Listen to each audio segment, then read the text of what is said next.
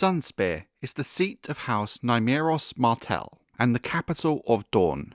The large castle is located on the Broken Arm, north of the Greenblood, on the far southeastern coast of Westeros, and is surrounded on three sides by the sea, and by the Shadow City on the fourth side. The Palace of the Water Gardens lies 3 leagues away on the coastal road, and is technically considered part of Sunspear and the Shadow City. Before Sunspear, the ancient seat of House Martell was known as Sandship. By most accounts, it was a small, squat and run-down keep. It should, however, be noted that at this time House Martell was still considered a minor house. When Nymeria and her 10,000 ships arrived in Dorne, fleeing the wrath of Valyria in 700 BC, she married Lord Morse Martell, the then Lord of Sandship.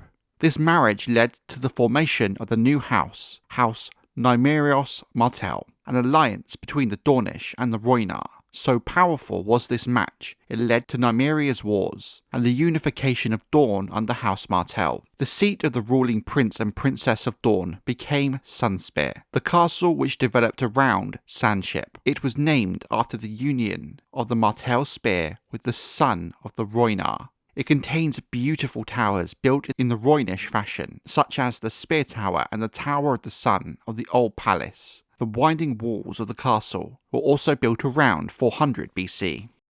I thought you were the Rhoynar, you Dornishmen I mean. We are in part, your grace. Nymeria's blood is still in me, along with that of Morse Martell, the Dornish lord she married. On the day they wed, Nymeria fired her ships so her people would understand there could be no going back.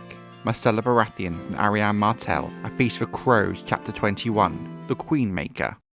By the modern era, Sunspear has become a huge walled settlement, protected by 3 massive winding walls, encircling one another and containing miles of narrow alleys, hidden courts, and noisy bazaars. The threefold gate, where the gates are lined up one behind the other, avoids this labyrinth, instead allowing straight passage on a brick path to the old palace. Of course, it should be noted that these gates are always heavily guarded, day and night, given the security threat they could potentially provide. The oldest part of Sunspear remains the original keep, the Sandship. Over time, the new towers in the Rhoynish fashion were built in and around the old keep. 2 of the key towers are the tall and slender Spear Tower and the domed Tower of the Sun. We know that the Spear Tower is at least 150 feet high and has often been used to house noble or high-value prisoners. The Tower of the Sun, on the other hand, is the location of the high seat of the Martells. Unlike the other great seats of Westeros, they are in fact 2 twin seats. One with the Martell spear inlaid in gold, the other a blazing Rhoynish sun. The towers are so large, they are often the first thing a visitor sees of Sunspear when approaching by land or sea. There are even some wives' tales which claim on a clear day you can see the towers from the peaks of the Red Mountains. But we can safely say this claim is just that. On the side of Sunspear that doesn't face the ocean, spreading westward, lies the closest thing the Dornish have to what you would call a true city, a place that has become known as the Shadow City, given it sits in the shadow of Sunspear itself. Closest to Sunspear's walls, mud brick shops and windowless hovels can be found. Stables, inns, wine sinks and pillow houses are found west of those, with walls of their own. More hovels have been built aside those walls, which in turn has led to the city becoming a labyrinth of narrow alleyways, homes and bazaars.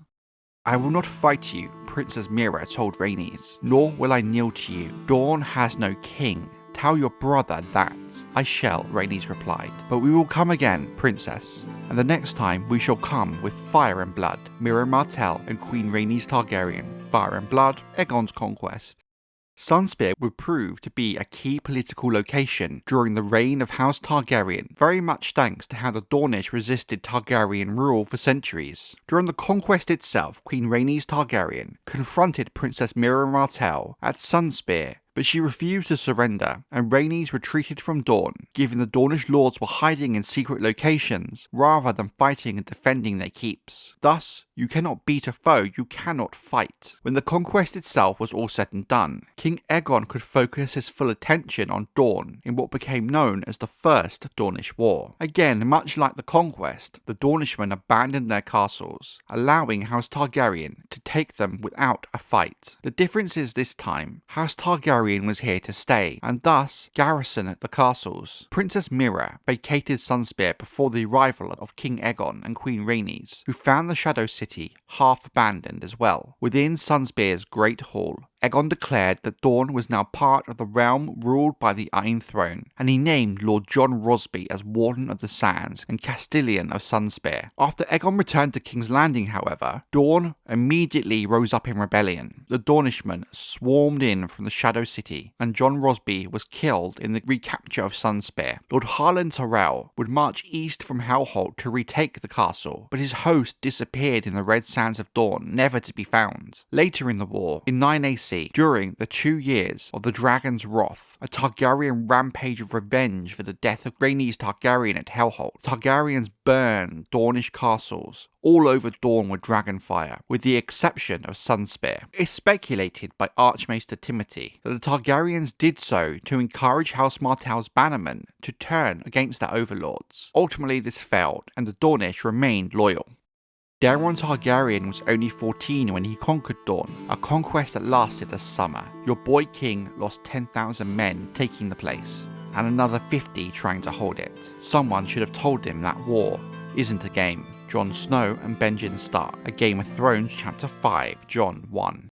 In 133 AC, Lord Alan Velaryon visited Sunspear several times during his voyages to the Sunset Sea to confront Doran Greyjoy, Lord of the Iron Islands, in the wake of the Dance of the Dragons. Arianne Martell, the Princess of Dorne, welcomed Alan during his stay. Doran Greyjoy, the so-called Red Kraken, threatened to sack Sunspear, but he was killed at Faircastle before Alan arrived in the west to confront him himself. When Alan stopped at Sunspear during his return from the west, he again was greeted fondly by Alliandra. Drizzenko Roger, an envoy to Dorne from the Free City of Lys, informed Alan that his brother Lysandro held the vanished Prince Viserys Targaryen, second son of Rhaenyra Targaryen and Daemon Targaryen, who had been missing since the Dance of the Dragons. Alan sailed from Sunspear to Lys to negotiate the prince's return to Westeros. Drizzenko eventually married Alliandra, but the envoy choked to death on bacon at Sunspear during the Lysine Spring. Some believed he was in fact assassinated by either his wife or the Faceless Men.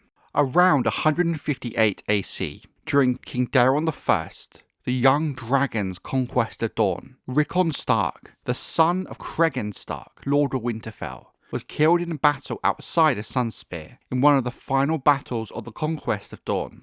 The Dornishmen surrendered to King Daeron in what became known as the submission of Sunspear, but they rebelled in the following years. Daeron's successor, King Baelor I Targaryen, walked barefoot from King's Landing to Sunspear in the hopes of forging a peace with Dorne.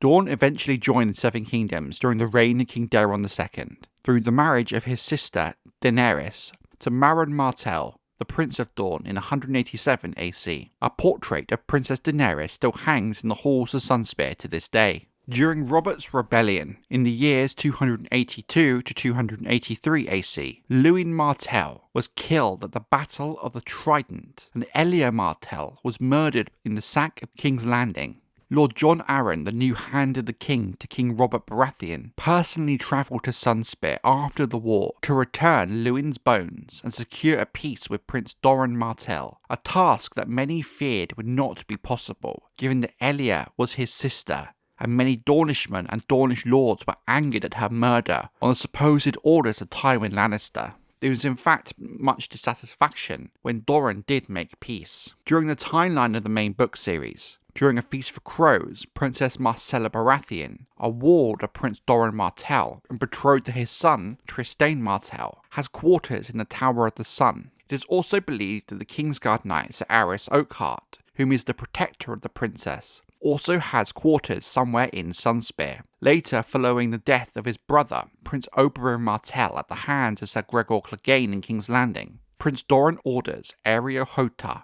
to round up the Sand Snakes, Oberyn's bastard daughters, with the oldest of the girls confined in the Spear Tower, and the younger ones at the Water Gardens. After plotting to crown Myrcella as queen, Princess Arianne Martell, Doran's heir, is imprisoned for some time within Sunspear, with Doran later releasing her and the older Sand Snakes from the Spear Tower. Currently, this is all we know of Sunspear from the published material.